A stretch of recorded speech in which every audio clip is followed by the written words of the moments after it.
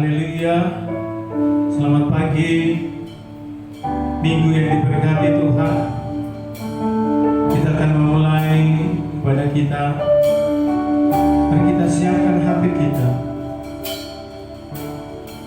Kita minta hadirat Tuhan. Kita minta lawatan Tuhan memberkati kita di pagi yang indah ini, pagi yang luar biasa. Sebab Engkau baik. Ini doa syukur kami Tuhan. Besar setiamu dalam hidup kami. Menyertakan sempurna. Terima kasih Tuhan. Haleluya. Kami bersyukur. Sebab Engkau baik. Haleluya. Terpujilah yang mulia.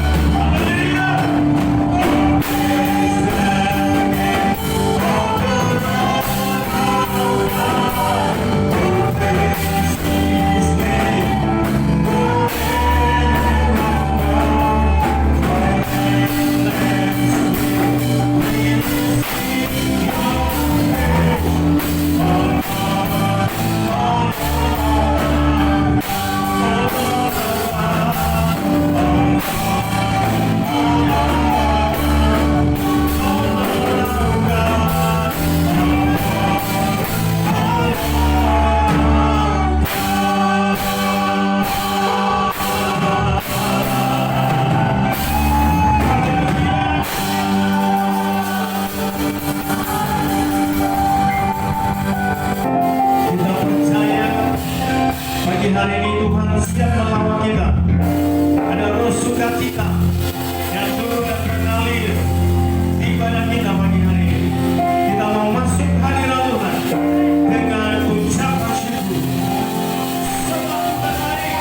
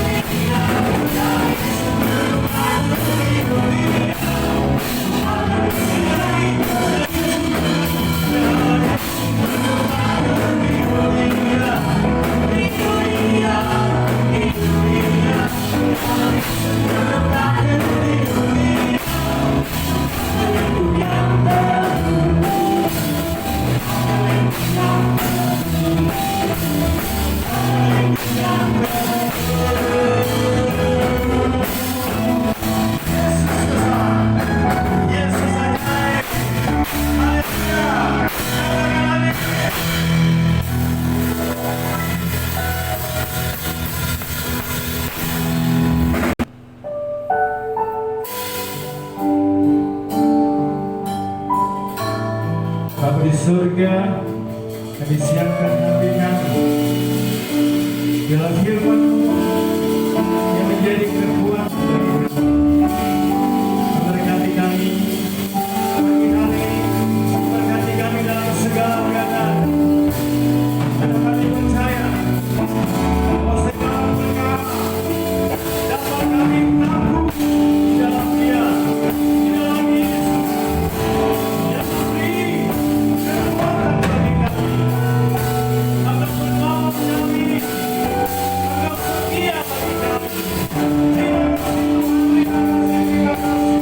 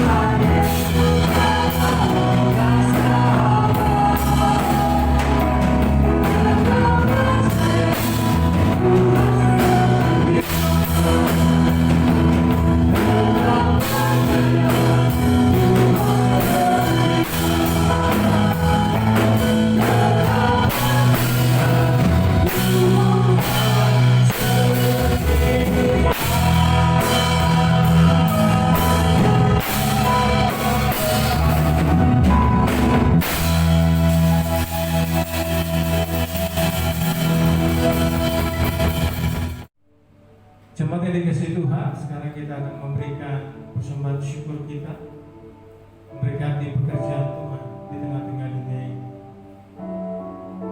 Baik persembahan melalui online, baik persembahan yang dikumpulkan di tempat masing-masing. Kita berdoa. Bapa, Engkau sudah lebih dulu memberkati kami, dan sekarang rasa kasih cinta kami kepada Engkau, kami akan memberikan ucapan syukur kami lewat persembahan kami. berkati tangan-tangan yang memberi dengan sukacita, dengan sukarela. Kami akan memberi dalam nama Tuhan Yesus. Haleluya. Amin. Surga kami siapkan hati kami dalam firman-Mu yang menjadi kekuatan bagi kami. Memberkati kami pagi hari, memberkati kami dalam segala keadaan. Dan kami percaya bahwa segala perkara dapat kami tampung di dalam Dia, di dalam Yesus. Dia memberi kekuatan bagi kami, akan menolong kami, akan setia bagi kami. Terima kasih Tuhan, terima kasih, terima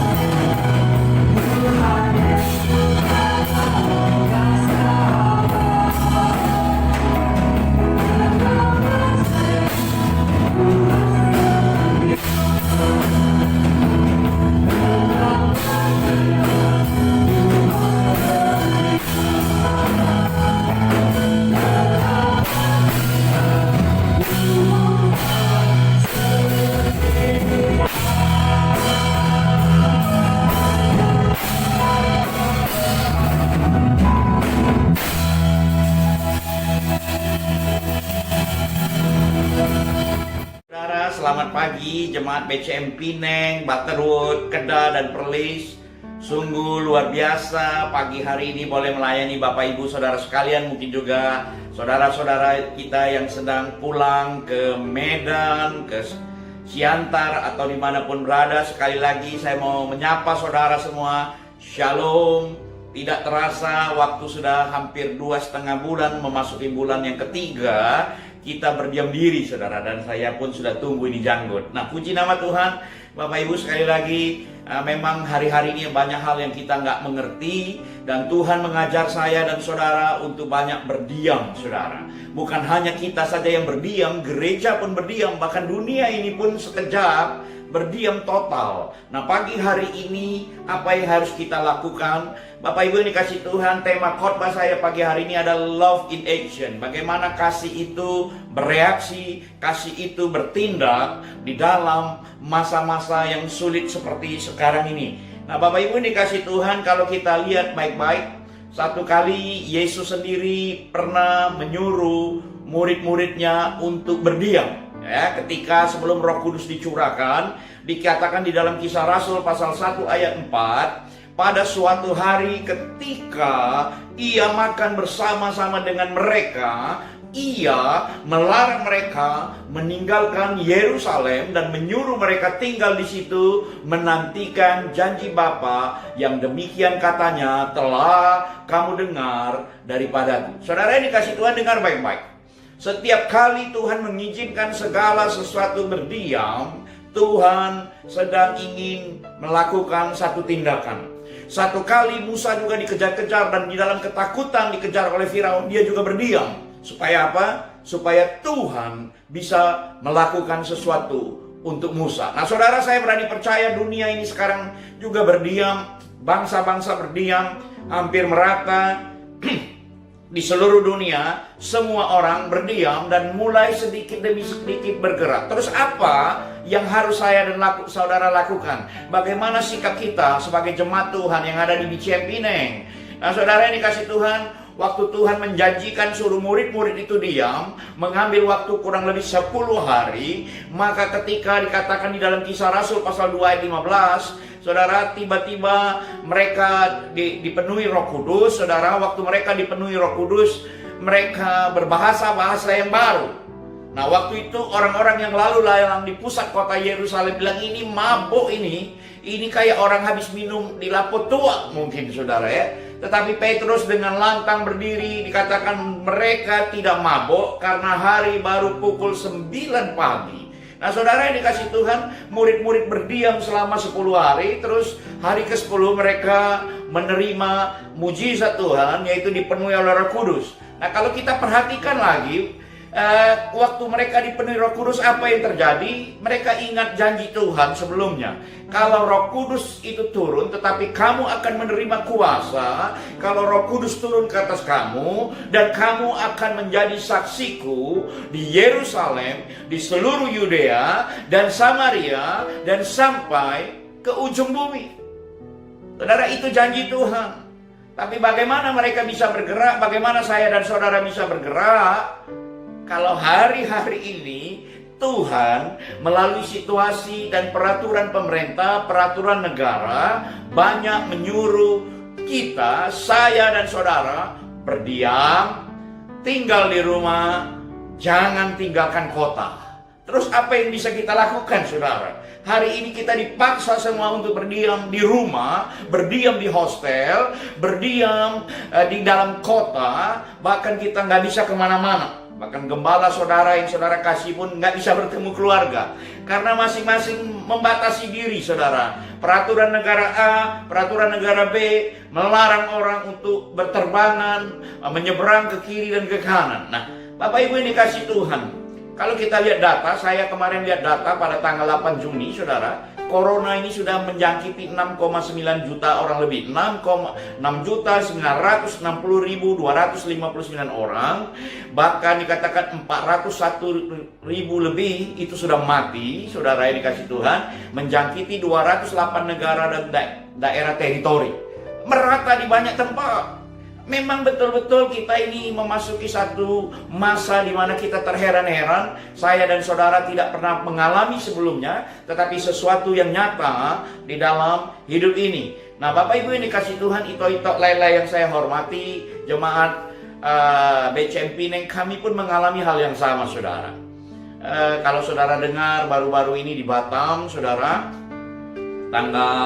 sebenarnya kejadiannya tanggal 26 April, saudara. Salah satu soundman, anak youth umur 18 tahun, dia membantu pelayanan untuk online, saudara. Dia ternyata tanpa disadari dia terjangkit virus COVID ini, saudara. Menular kepada Bapak Gembala, saudara, yang di Eden, itu Pak Julianus, Pendeta Julianus. Tanpa disadari menular ke kiri dan ke kanan seluruh full time, kurang lebih 12, bahkan terakhir menjadi 19. Itu termasuk dengan keluarga-keluhga mereka. Dan terakhir hari ini yang saya lagi tapping ini untuk Bapak Ibu, yang terinfeksi itu sudah mencapai 39 orang, tetapi 3 orang sudah sembuh. Saudara, bahkan masuk koran menjadi headline, saudara, dalam negeri, luar negeri. Bahkan dikatakan HOG Eden Park itu klaster terbesar. HOG ini kompleks, saudara, di mana GBI Windsor ada di sana, STT Rail juga ada di sana, kantor pusat pendidikan kita yang ada di Batam. Nah, saudara, saya dan istri juga harus melakukan swab. Sebelumnya, tanggal 3 sampai tanggal 5 Maret sebenarnya, saudara, di mana itu epicentrum pertama COVID di wilayah Indonesia terjadi di Lembang. Waktu itu saya menjadi pembicara dalam satu acara yang ada di Lembang itu. Menjadi pembicara untuk retreat gembala-gembala di bawah pembinaan Rayon 2, saudara. Dan singkat cerita, saya banyak kehilangan teman, sahabat, itu Bung Wempi, Pastor Wempi juga tahu, pastor-pastor misi semua tahu, saudara.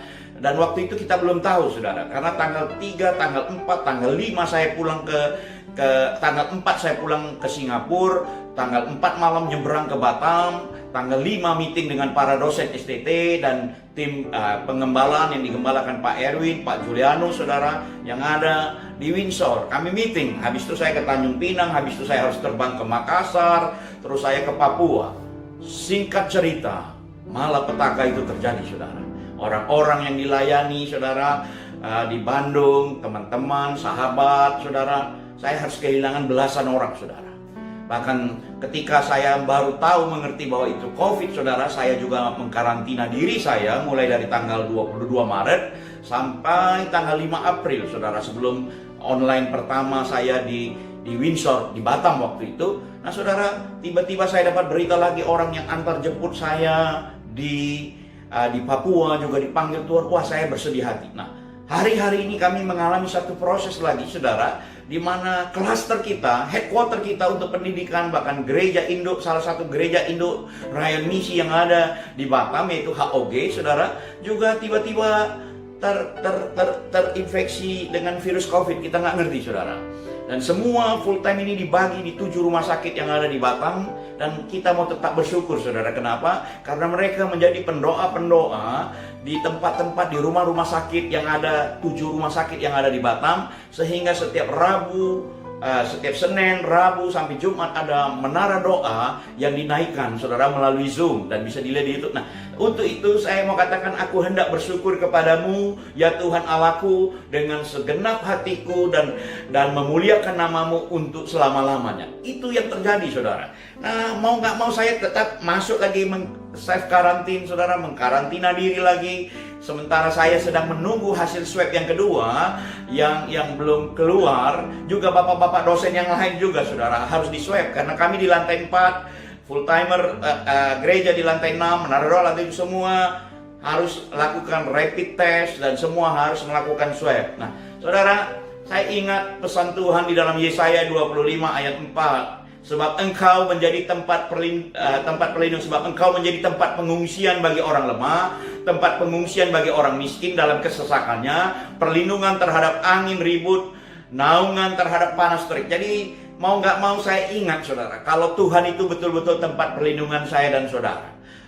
Bapak Ibu ini kasih Tuhan, jemaat Pineng, Kedah, Perlis, dimanapun saudara berada, saya mau kasih tahu bahwa Tuhan itu tempat perlindungan kita. Tempat perlindungan, tempat Tuhan menutup bungkus kita, melindungi kita, saudara, dari malapetaka, dari marabaya. Tidak ada jalan lain.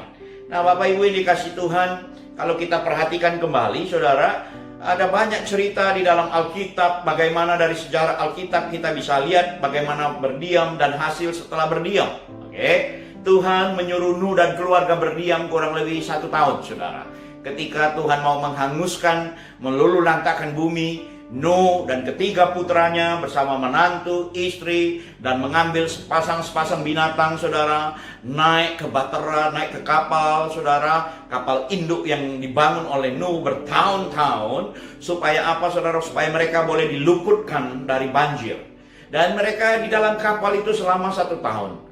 Saya nggak bisa bayangkan betapa busuk dan baunya keadaan. Segala jenis binatang, hewan liar, saudara, ada dalam satu kapal bersama dengan mereka selama 1 tahun. Betapa bergumulnya mereka, nggak bisa bergerak ke kiri dan ke kanan, hanya menikmati makan apa yang ada, saudara. Nah, saudara perhatikan, tetapi ketika mereka keluar dari kapal setelah masa berdiam selesai, apa yang terjadi, saudara? Lihat, Nuh berhasil menanam anggur, saudara ya, dan anaknya Sem, Ham, dan Yafet memberikan 3 generasi bangsa yang besar. Saudara bisa lihat di peta, saudara ya.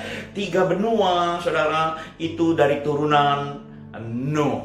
Nah, saudara, dikasih Tuhan, satu kali Elia juga ketakutan dalam keadaan. Ketika dia ditakut-takuti oleh Isabel, dia harus lari, mengungsi, saudara, di Sungai Kerit, di mana di dalam ketakutan dan putus asa, Tuhan, lebih baik aku mati. Kadang-kadang kita juga tertekan, putus asa, tidak ada pengharapan. Kita pikir, aduh, lebih baik ngapain ya aku di sini ya? Kenapa begini ya Tuhan? Kenapa kau nggak panggil aku saja? Kadang-kadang sifat cengeng kita, saudara, sifat lebay kita keluar karena tekanan, masalah, dan pergumulan. Elia juga begitu, dia hamba Tuhan, levelnya hamba Tuhan, saudara. Ketakutan yang membuat dia putus asa. Tetapi di dalam dia berdiam diri di Sungai Kerit, apa yang terjadi?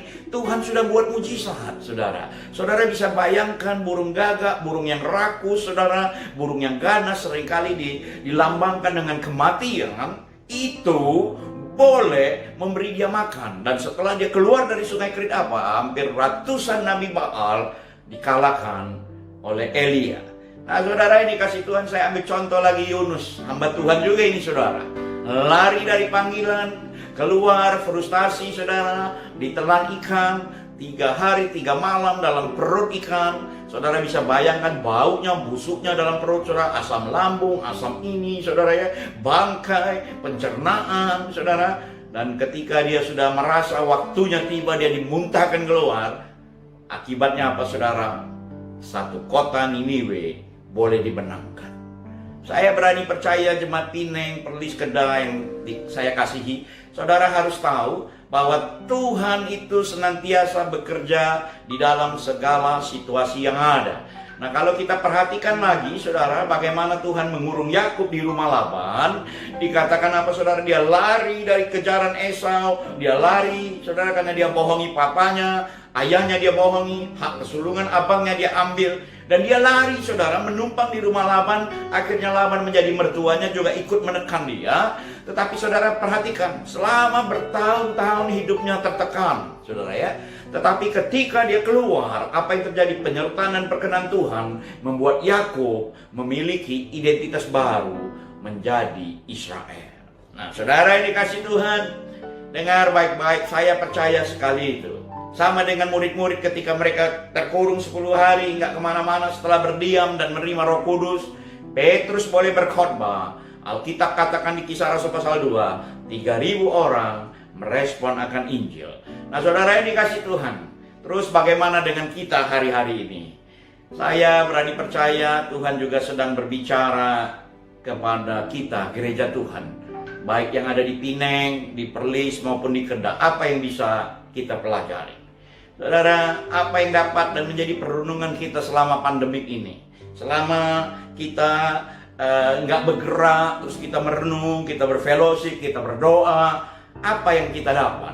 Nah, saya ingat betul, saudara, tentang satu cerita bagaimana Ishak harus meninggalkan tempat kota, saudara, dan di mana satu masa dia ada di satu tempat yang waktu itu timbullah masalah kelaparan di negeri di mana dia ada.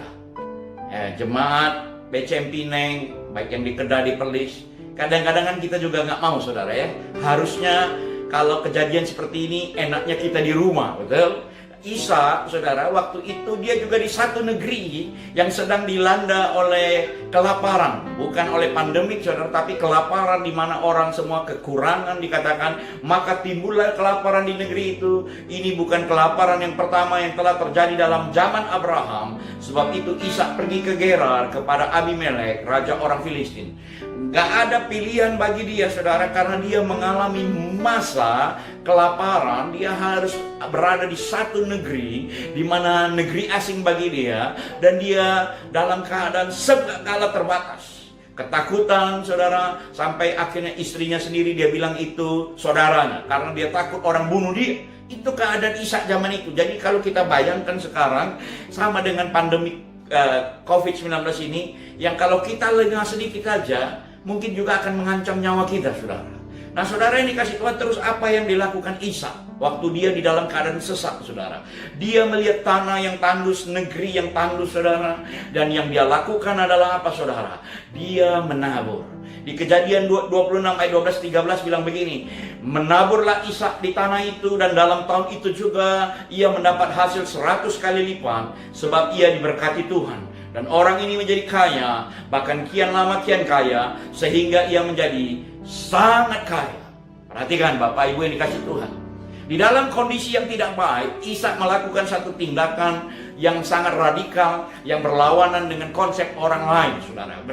Bahkan kadang-kadang konsepnya gak bisa diterima orang, bahkan keluarga mungkin juga gak bisa terima. Saudara, yang dilakukan oleh Ishak, dia menabur di masa yang sukar. Terus apa sih yang harus, pelajaran apa yang kita bisa compare dalam kondisi COVID sekarang sama dengan keadaan zaman Ishak dulu? Saudara, ini hanya contoh yang mana saya mendapat rema ketika Ishak menabur, dia diberkati. Apa yang dia tabur, saudara? Yang pertama, saya berani percaya dia menabur kasih. Dia mau melakukan itu, mau menabur karena dia tahu kalau tidak dia lakukan mungkin orang juga tidak akan makan. Mungkin akan kelaparan yang berkepanjangan. Habis itu dia menabur apa? Dia menabur waktunya. Dia menabur tenaga dan usahanya. Dan dia juga menabur kebaikan. Dia menabur juga tentu keuangan dia, saudara. Nah, saudara, ini kasih Tuhan 4 hal ini saya mau ajak saudara untuk melihat sekarang kondisi gereja kita yang ada di Pineng ini. Menabur kasih. Saya berani percaya semua kita, gembala saudara, gembala-gembala kul yang ada, para pengerja, semua tetap menabur kasih. Tetap mau bersaksi, tetap menjalankan tugas dengan lapang dada, dengan kesukaan. Itu kasih yang bisa kita persembahkan buat Tuhan, buat sesama, buat orang-orang yang sekitar kita. Saya juga melakukan hal yang sama, saudara. Mau nggak mau, tidak ada pilihan, tetap harus membagi kasih kepada orang-orang yang memerlukan. Oke, menabur apa lagi selain kasih, saudara? Kasih berarti kita juga mau bersaksi di dalam keadaan yang tidak baik sekalipun, kita tetap mau bersaksi. Saudara, saya masih ingat satu kali saya punya mbak yang bantu di rumah itu kepengen kali punya anak lagi, saudara. Dia anaknya sudah SMP dan dia sudah lama rindu punya anak. Terus istri saya ngomong sama saya, terus saya bilang, Mbak, pengen punya anak ya? Boleh nggak saya doakan? Tapi saya doakan dalam nama Yesus ya, karena saya Nasrani. Dia sudah tahu, iya Pak, nggak apa-apa. Saya doakan, Tuhan, Kau buka kandungan, sel telur yang sehat, sperma yang kuat, terjadi pembuahan. Nah, satu kali saya sedang di luar kota, tiba-tiba istri saya, WhatsApp saya, dia katakan apa? Papi, Mbak itu lagi hamil loh. Oh, puji Tuhan. Saudara, dari tempat yang jauh saya WhatsApp dia, selamat ya Mbak, sudah punya dedek. Nah, saudara, apa yang saya lakukan kemudian? Ketika lebaran kemarin, saudara, saya tahu saya tetap harus berbagi dan bersaksi untuk mengingatkan kebaikan. Saya WhatsApp dia, Assalamualaikum Mbak, mohon maaf lahir dan batin ya Mbak, selamat hari raya. Salam juga buat dedek yang ada di dalam kandungan, anak mujizat, jaga baik-baik, jaga kesehatan. Paling tidak saya memberi, saudara, saya menabur kasih, mengingatkan tentang anak mujizat yang didapat dalam doa. Ada banyak hal yang bisa saya dan saudara lakukan.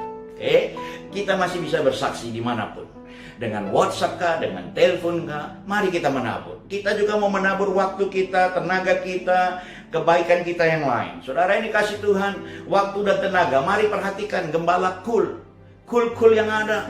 Kita perlu penguatan kul-kul yang ada. Pemuritan akan membuat gereja kuat, saudara. Dengan kondisi yang terjadi sekarang pun saya percaya kita nggak tergoyahkan.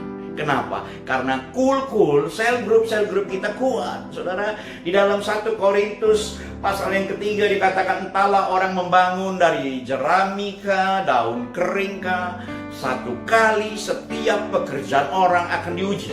Hari-hari ini gereja Tuhan diuji, saudara. Mereka yang datang hanya sekedar datang, mereka yang ibadah hanya sekedar ibadah, atau mereka ya on off, saudara ya. Gereja-gereja dengan motivasi yang saya nggak ngerti, saudara. Tetapi ketika kejadian ini, saudara, apakah mereka itu terbuat dari rumput kering, atau emas, perak, dan permata yang ada di dalam bumi, atau yang di luar yang sering ditonjolin, dilihat orang, saudara, itu semua akan diuji. Firman Tuhan bilang ujian akan membuat mereka itu kuat atau tidak kuat, saudara, terlihat atau tidak. Kalau orang tahan uji tentu dapat mahkota, kata firman Tuhan. Tetapi kalau mereka tidak tahan uji, mereka akan hangus. Hari-hari ini saya ingatkan Bapak Ibu yang dikasih Tuhan, mari kita perhatikan kul-kul yang ada. Kita mau kuat, kita mau muridkan mereka, kita mau mendoakan mereka, saudara. Tapi jangan gagal paham. Ya, Bapak Ibu yang dikasih Tuhan, kita mau menguatkan mereka dengan pengajaran-pengajaran yang sehat. Bukan dengan pengajaran yang mengontrol roh mereka, spirit mereka. Seperti sihir dalam gereja, kalau kamu mau ini, kalau kamu gak lakukan ini, kamu begini. Kita bukan ahli Taurat, saudara, yang membuat peraturan itu mengekang dan menghambat. Tapi kita mau mengajar, membagi hidup kita buat anggota-anggota yang kita gembalakan. Saudara bayangkan, gembala saudara nggak di tempat, tapi kul tetap jalan. Saya tadi bilang jangan gagal paham. Jangan seperti Yudas, saudara ya. Dia punya gembala yang baik, dia punya pemimpin yang baik, dia punya penasehat yang baik, dia punya konselor yang baik, tetapi dia gagal. Dia gagal bukan karena gereja Tuhan, dia gagal bukan karena ketua kul, dia gagal bukan gembala yang sama, tapi dia gagal karena dia tidak mau berubah. Karakternya itu hak bebas. Saudara tinggal memilih mau betul-betul berubah apa tidak. Nah, kalau kita perhatikan lagi, ada banyak buku-buku bagus, saudara yang kuliah, saudara boleh dikatakan satu kali Dietrich Bonhoeffer ini bilang, kekristenan tanpa pemuritan adalah Kristen tanpa Kristus. Jadi kita perlu memuridkan, artinya kita perlu membagi hidup kita menjadi teladan, menjadi contoh, bukan hanya berteori dari mulut, tapi hidup nggak jadi contoh. Nah, jemaat yang dikasih Tuhan yang di Pineng, ada lagi satu judul buku, The Disciple Making Church. Dikatakan begini, saudara, jikalau gereja tidak dikatakan menjadikan pemuritan sebagai agenda utamanya, maka penginjilan hanya sebuah fantasi. Jadi kalau kita nggak punya cell group sekarang, saudara, itu gereja jadi gereja kaleng-kaleng. Nggak ada lagi yang mengembalakan. Tapi bersyukur, kul yang di Pineng itu luar biasa, saudara. Itu nomor 1 loh, saudara, di grup Rayon Paniko ini. Sel group yang ada di Pineng, khususnya luar negeri, top, saudara ya. Bahkan kalau di urutan secara keseluruhan atau percabang, Pineng nomor 1 di seluruh pembinaan gembala pembina senior kita Paniko, saudara. Nah, saudara, makanya penginjilan tanpa pemuritan itu sebuah mimpi, sebuah fantasi. Yang kedua, apa yang bisa kita lakukan hari-hari ini, saudara? Kita mau menabur waktu, kita mau menabur tenaga pembinaan kul di hostel, di rumah-rumah, saudara. Saya melihat, saya monitor, walaupun mungkin saya nggak perlu harus kasih tahu Pak Wempi, saudara. Saya monitor, saya lihat postingannya, wow, saudara ya, kul-kul tetap jalan, orang-orang tetap tergembalakan. Saya bersyukur untuk itu. Mari kita terus membina apa yang ada. Dan yang ketiga yang saya perhatikan, saudara yang dikasih Tuhan, kita ini tetap mau bersyukur untuk Bapak Rohani. Bersyukurlah saudara punya Bapak Rohani. Paulus katakan begini, sebab sekalipun kamu mempunyai beribu-ribu pendidik dalam Kristus, kamu tidak mempunyai banyak bapa, karena akulah yang dalam Kristus yang telah menjadi bapamu oleh Injil yang kuberitakan kepadamu. Saudara boleh dengar khotbah yang bagus-bagus. Kita ini bebas sekarang, saudara ya. Media sosial ini wow. Saudara boleh nonton si A, si B, boleh lihat khotbah ini bagus, penginjil ini mantap, ini suka berdebat, ini menyerang. Saudara boleh nonton semua, saudara boleh mendapat firman. Tapi ingat, saudara hanya punya Bapa satu orang, saudara. Bapak rohani saudara. Boleh banyak orang mengajar, tapi kalau saudara sakit, hanya bapakmu yang memperhatikan. Kalau saudara punya masalah, hanya bapakmu yang memperhatikan. Bukan mereka. Penginjil yang hebat-hebat saudara boleh dengar khotbahnya, tetapi bapakmu yang peduli akan hidupmu. Makanya bersyukur untuk gembala saudara, bersyukur untuk gembala-gembala kul yang boleh ada, bersyukur untuk keluarga besar BCM Pineng ini saudara. Nah, Bapak Ibu yang dikasih Tuhan, yang ketiga, kita perlu menabur kebaikan. Bukan hanya kebaikan, saya berani percaya kita juga mau menabur keuangan. Saudara, Galatia 6 ayat 2 bilang, bertolong-tolonglah menanggung bebanmu, demikianlah kamu memenuhi hukum Kristus. Sungguh bersyukur gereja boleh ambil bagian, saudara boleh menabur, saudara boleh memberkati. Saya berani percaya saudara yang dikasih Tuhan, ketika engkau bertolong-tolongan saudara, hati Tuhan ada di sana. Tuhan ada di hati orang-orang yang penuh belas kasihan yang menolong. Hati Tuhan adalah hati yang penuh belas kasihan. Ketika aku lapar, kamu memberi aku makan. Ketika aku haus, kamu memberi aku minum. Ketika aku tidak punya tempat tompangan, engkau memberi aku tempat tinggal. Ketika yang lain, ketika aku sakit, ketika aku di penjara, saudara, hati Tuhan ada di sana. Perhatikan komunitas kita. Mari lakukan bagian kita. Saya berani percaya inilah waktunya gereja Tuhan membuktikan Tuhan itu adalah Tuhan yang ajaib dan dahsyat. Nah, saudara yang dikasih Tuhan, sebagai terakhir, sebenarnya apa sih yang saya dan saudara cari? Satu kali kita semua akan menjadi debu dan tanah. Mari kita jalankan bagian kita, saudara. Karena kalau saudara lihat keadaan seperti sekarang ini, mau orang kaya, mau orang miskin, mau orang hebat, mau gembala, semua saudara. Yang mau punya rumah banyak pun, mau punya mobil banyak pun, semua parkir. Mau pakai barang mewah pun gak bisa. Tuhan hanya mengajar. Kalau kita ini perlu hidup sesuai dengan kehendak dan rencana Tuhan. Segala sesuatu yang dijumpai tanganmu untuk dikerjakan, kerjakanlah itu sekuat tenaga. Karena tidak ada pekerjaan, pertimbangan, pengetahuan, dan hikmat dalam dunia orang mati. Kemana engkau akan pergi? Saudara yang dikasih Tuhan, di masa-masa ini mari kita merenungkan kembali ke firman Tuhan. Mari kita lakukan bagian kita. Tuhan Yesus memberkati. Shalom. Izinkan saya berdoa untuk saudara pagi hari ini. Bapa Surgawi, hamba-Mu berdoa untuk jemaat BCM Pineng, Kedah, Perlis, bahkan mereka yang sudah ada di Sumatera Utara, dimanapun mereka kembali ke tempat mereka. Hamba berdoa, kasih karunia dan kemurahan Tuhan menyertai umat-Mu yang ada di Pineng, Tuhan. Yang ada di Kedah, yang ada di Perlis, dimanapun mereka berada. Biarlah hari-hari ini ketika kami berdiam diri, Tuhan banyak berbicara kepada kul-kul yang ada, kepada para pemimpin yang ada, membuat kami semua harus introspeksi, membuat kami semua harus memikirkan perkara-perkara yang di atas. Tuhan, hamba-Mu berdoa, berkati Bapak Gembala, berkati Pak Wempi dan Ibu Syera dan seluruh tim pengembalaan yang ada, seluruh jajaran. Tuhan memberkati mereka. Biarlah takut akan Tuhan, kasih karunia Tuhan melimpah atas hidup mereka senantiasa. Berkati mereka Tuhan, dalam nama Yesus. Haleluya. Kita satukan hati kita untuk kita berdoa siapa Bapa, terima kasih Tuhan, kami mengucap syukur buat segala kebaikan Tuhan, penyertaan perlindungan Tuhan yang sempurna bagi setiap kami Bapa. Sampai hari ini kami masih boleh mengecap segala kebaikan Tuhan dalam hidup kami. Terima kasih di minggu yang kedua ini ya Tuhan, di bulan yang ke-6 di tahun